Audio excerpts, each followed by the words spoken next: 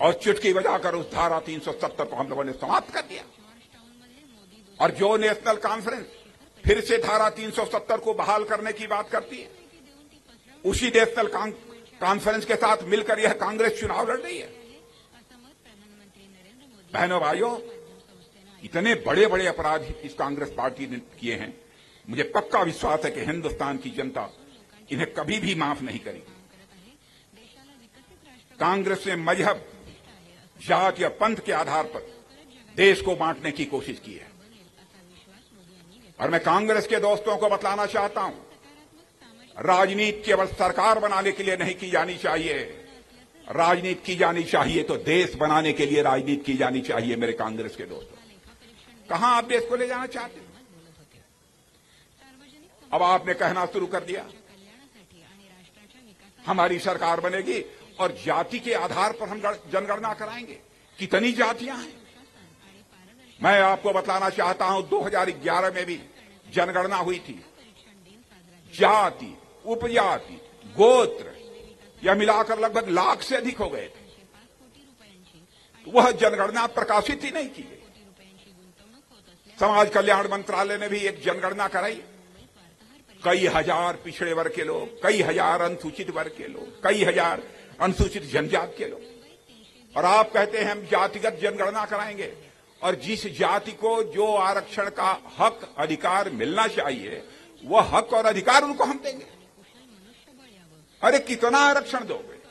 हमारा कहना है, कांग्रेस के अध्यक्ष से भी, खड़गे जी से भी और राहुल जी से भी मैं कहना चाहता हूं, आप यदि जातिगत जनगणना कराओगे तो एक ब्लूप्रिंट तैयार करो, एक ऐसा पेपर तैयार करो, उसमें आप यह बतलाओ कि जातिगत जनगणना कराने के बाद किस जाति को आरक्षण का कितना परसेंटेज देने वाले हो, यह एक बार बतलाओ।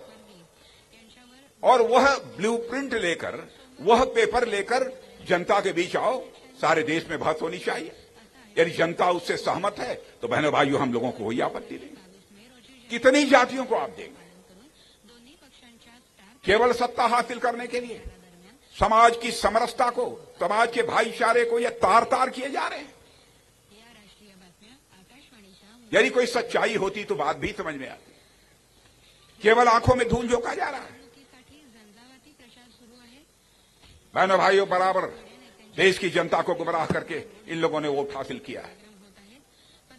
नेता वह होना चाहिए, राजनीतिक पार्टी वह होनी चाहिए कि जो कहती है वह करती है। कहने और करने में अंतर है। उस राजनीतिक पार्टी पर कभी आप विश्वास मत करना, मैं आपसे अपील करना चाहता हूं। हम लोगों को उठाकर देखिए, कहां विश्वास का संकट हम लोगों ने भारत की राजनीति में पैदा होने दिया। भारत में विश्वास का संकट, क्राइसिस ऑफ क्रेडिबिलिटी इन लोगों ने पैदा की थी और उसको चुनौती के रूप में किसी ने स्वीकार किया है तो भारतीय जनता पार्टी ने स्वीकार किया है। और बहनों भाइयों, जिस तरीके से हम लोग दिल्ली में सरकार चला रहे हैं, भारत की प्रतिष्ठा अंतर्राष्ट्रीय जगत में बढ़ी है, सारी दुनिया में।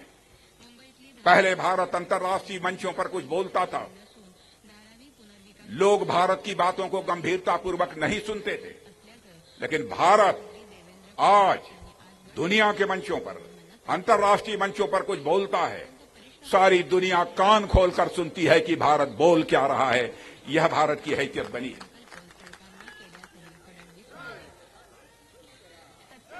ये लोग हिंदू, मुसलमान, ईसाई इस आधार पर देश को बांटकर सरकार बनाना चाहते हैं। मैं कहना चाहता हूं कांग्रेस के दोस्तों से, सरकारें तो आती जाती रहेंगी, लेकिन सबसे बड़ी बात है कि देश रहना चाहिए, देश नहीं टूटना चाहिए। ये जाति, ये मजहब के आधार पर, पंथ के आधार पर आरक्षण देने की बात करते हैं। उलेमाओं का एक प्रतिनिधिमंडल मिला था और कहा 10% आरक्षण मिलना चाहिए। हमको किसी ने बताया कि कांग्रेस के नेताओं ने भीतर से आश्वासन दे दिया है कि हमारी सरकार बन जाएगी तो 10% का आरक्षण आपको मिलेगा। अब कहां तक सच है मैं नहीं बतला सकता, मुझे बतलाया गया है, मुझे जानकारी मिली है। भारत का संविधान धर्म और मजहब के आधार पर आरक्षण की इजाजत नहीं देता है। कैसे दोगे आप? क्यों झूठ बोलते हो? और मैं अन्य पंथ, मैं सभी पंथों को बतलाना चाहता हूं, सभी धर्मावलंबियों को बतलाना चाहता हूं, भारतीय जनता पार्टी जाति, पंथ और मजहब की राजनीति करने वाली नहीं है। हम इंसाफ और इंसानियत की राजनीति करने वाले हैं। जस्टिस एंड ह्यूमैनिटी, यह हमारी राजनीति का आधार है। ये लोग देश को बांटना चाहते हैं, कहां ले जाना चाहते हैं? बहनों भाइयों, मध्य प्रदेश में जो कुछ भी हुआ उसकी मुझे एक पीड़ा रही है। स्वर्गीय बाला साहब ठाकरे मैं बेहद सम्मान करता था, करता हूं।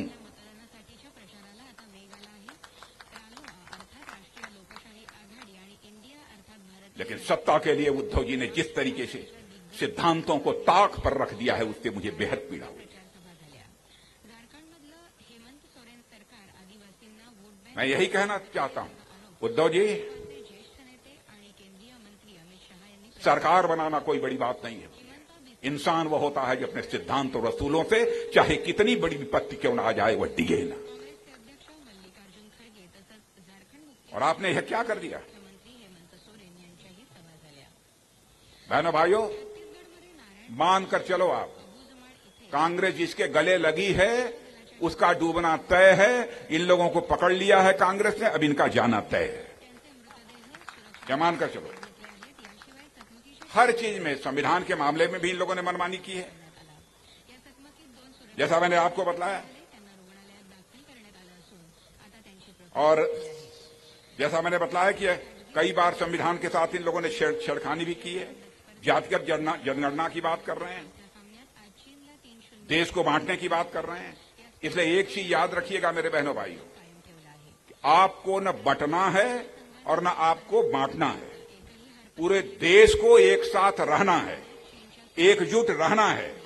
हम विभाजन से बचेंगे तो विकास की ओर बढ़ेंगे और एक विकसित राष्ट्र और एक विकसित महाराष्ट्र गढ़ेंगे। इस संकल्प के साथ हम लोगों को कदम आगे बढ़ाने की जरूरत है। अब राहुल जी की बात सुनने लगेंगे।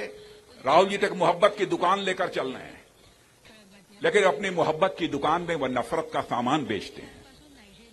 मोहब्बत की दुकान में नफरत का सामान बेचते हुए पहली बार किसी को देखा होगा आपने, तो राहुल गांधी को देखा होगा। मोहब्बत की दुकान में तो मोहब्बत बिकनी चाहिए, लेकिन मोहब्बत की दुकान में वो मोहब्बत बेच रहे हैं। क्या क्या ये लोग करना चाहते हैं? इसलिए मैं आप सभी से यह अपील करना चाहता हूं कि बहनों भाइयों, देश आगे बढ़ रहा है, देश का मस्तक ऊंचा हो रहा है। मैं एक उदाहरण देना चाहता हूं। आप कहेंगे कि हर कोई व्यक्ति अपने सरकार की तारीफ करता है, ऐसा नहीं है। अमेरिका के राष्ट्रपति जो भारत में है, मिस्टर गारसेटी नाम है, उन्होंने एक भाषण देते समय एक स्थान पर कहा था, यदि आप भविष्य देखना चाहते हो तो भारत में आओ।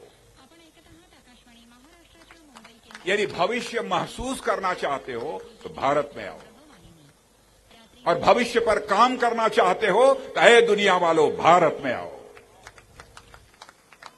यह अमेरिका, दुनिया का जो सबसे ताकतवर देश है, उसके एम्बेसडर मिस्टर गारसेटी ने कहा।